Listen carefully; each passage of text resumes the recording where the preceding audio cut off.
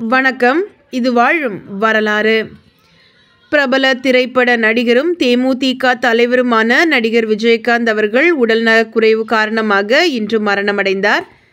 அவரது மறைவு குறித்து பல்வேறு தலைவர்களும் பிரபலங்களும் தங்கள் இரங்கலை தெரிவித்து வருகின்றனர். மறைந்த தேமுதிக தலைவர் விஜயகாந்த் அவர்களின் உடல் நாளை மாலை 4:45 மணியளவில் கோயம்பேட்டில் உள்ள தேமுதிக அலுவலகத்தில் முழு அரசு மரியாதையுடன் நல்லடக்கம் செய்யப்பட உள்ளது. புரட்சி கலைஞர் விஜயகாந்த் அவர்கள் கடந்து வந்த பாதையின் ஒரு சில துளிகள் இதோ உங்களுக்காக. ஏழை பங்காளனாகவும் கோபக்கார இளைஞராகவும் ஆக்ஷன் படங்களிலும் புரட்சி படங்களிலும் நடித்து புரட்சி கலைஞர் விஜயகாந்தின் இயற்பெயர் விஜயராஜ். மதுரை திருமங்கலத்தில் 1952 ஆண்டு ஆகஸ்ட் மாதம் 25ஆம் தேதி அழகர்சாமி மற்றும் ஆண்டாள் தம்பதியருக்கு மகனாக பிறந்தார் விஜயராஜ் என்கிற விஜயகாந்த். 10ஆம் வகுப்பு வரை மட்டுமே படித்துள்ளார். சிறு வயது முதல் சினிமா பார்க்கிற வாய்ப்பு அழகாக அமைந்ததால் பார்த்த சினிமாக்களை நண்பர்களிடம் காட்சி வாரியாக பேசி மகிழ்வாராம். அதிலும் எம்ஜிஆரின் ஆக்ஷன் படங்கள் அவரை வெகுவாக கவர்ந்தன. அந்த படங்களை பலமுறை பார்த்து ரசித்திருக்கின்றார். சினிமா மீது அவருக்கு இருந்த ஆர்வம் நண்பர்கள் வட்டத்தை அதிகமாக்கியது.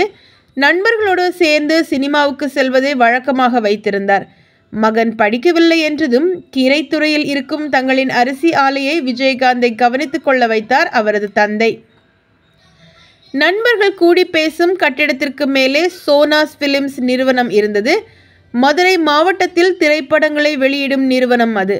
அந்த நிறுவனத்தின் உரிமையாளர் முகமது மர்சுக் என்பவர் விஜயகாந்திற்கும் அவரது நண்பர்களுக்கும் நன்கு அறிமுகமானவர். அவர் ஆட்டுக்கார அலமேலு படத்தை மதுரை ஏரியாவுக்கு வாங்கி வெளியிட்ட போது அந்த மாவட்டம் முழுவதும் அந்த படம் வெளியான அத்தனை திரை அரங்குகளுக்கும் ஆடுகளை அழைத்து சென்று விளம்பரம் செய்ய உதவியாக இருந்தவர் விஜயகாந்த். தனது நண்பர்களின் உந்துதலின் பெயரிலும் தனக்கிருந்த ஆர்வத்தாலும் சினிமாவில் நடிப்பதென முடிவு செய்து சோனாஸ் பிலிம்ஸ் மர்சுக்கிடம் தனது எண்ணத்தை விஜயகாந்த் தெரிவித்திருக்கிறார். அவரை சென்னைக்கு வரவழைத்து இயக்குனர் பி. மாதவனிடம் இவர் என் தம்பி மாதிரி என அறிமுகப்படுத்தி விஜயகாந்திற்கு நடிக்க வாய்ப்பு வழங்கும்படி கேட்டுக்கொண்டார் சோனாஸ் பிலிம்ஸ் மர்சுக்.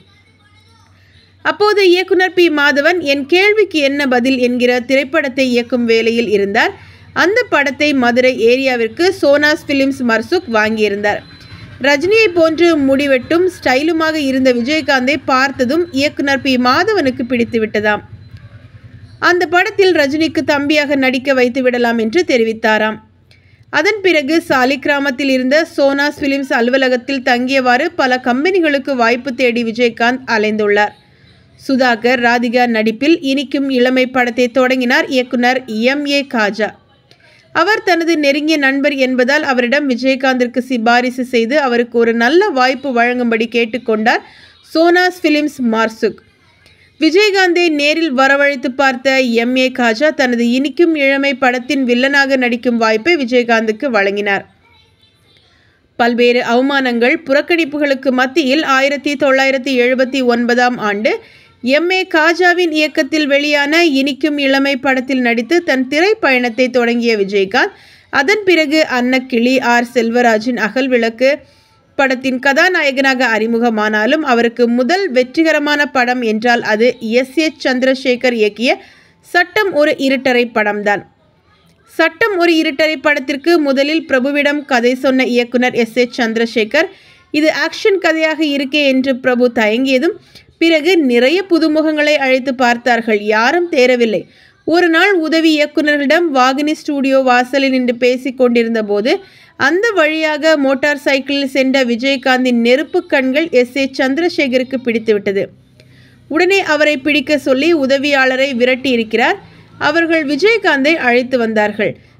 நாங்கள் ஒரு படம் எடுக்க இருக்கிறோம், நீங்கள் நடிக்கிறீர்களா என்று இயக்குனர் S.A. சந்திரசேகர் கேட்க, நான் நடிக்கத்தான் ட்ரை பண்ணிட்டு இருக்கேன், இப்போது ஒரு படத்திலும் நடிச்சிட்டு இருக்கேன் என்றும் தன் பெயர் விஜயராஜ் என்றும் கூறி அறிமுகப்படுத்தி கொண்டார் விஜயகாந்த்.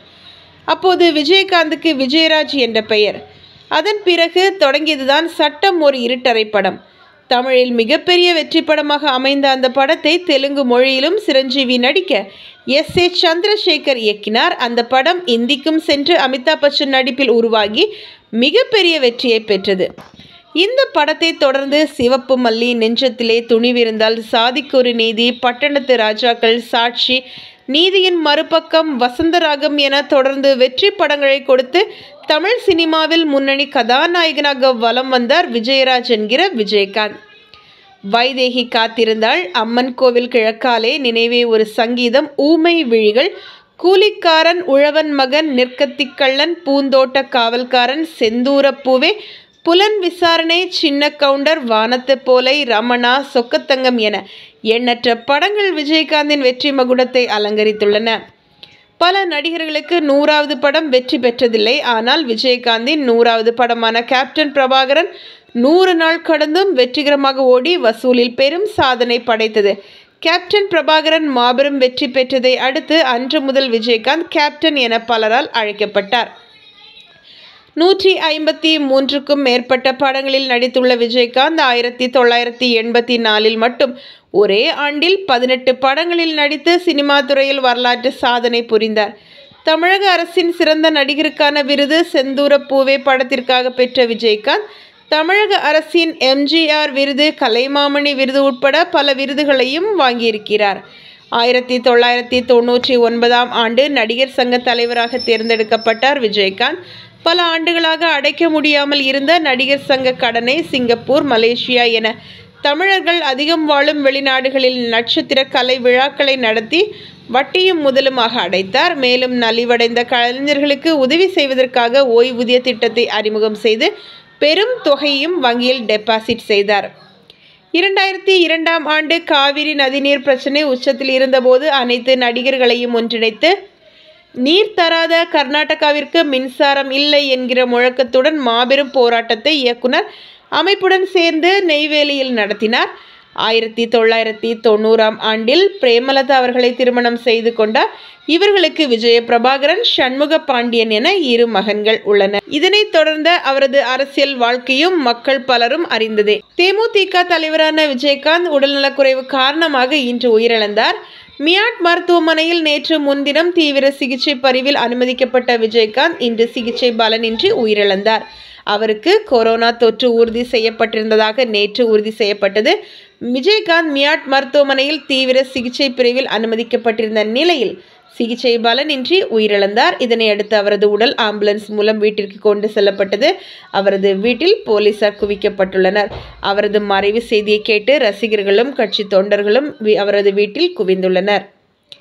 இது குறித்து மியாட் மருத்துவமனை வெளியிட்டுள்ள அறிக்கையில், விஜயகாந்த் நுரையீரல் அழற்சி காரணமாக மருத்துவமனையில் அனுமதிக்கப்பட்டு வெண்டிலேட்டர் உதவியுடன் சிகிச்சை பெற்றிருந்தார்.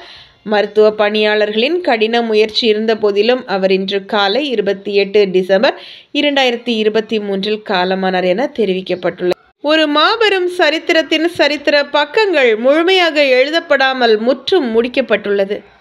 இணைந்திருங்கள், இது வாழும் வரலாறு. மக்களின் கேப்டன் விஜயகாந்த் அவர்களுக்கு வாழும் வரலாறு தனது ஆழ்ந்த இரங்கலை தெரிவிக்கின்றது.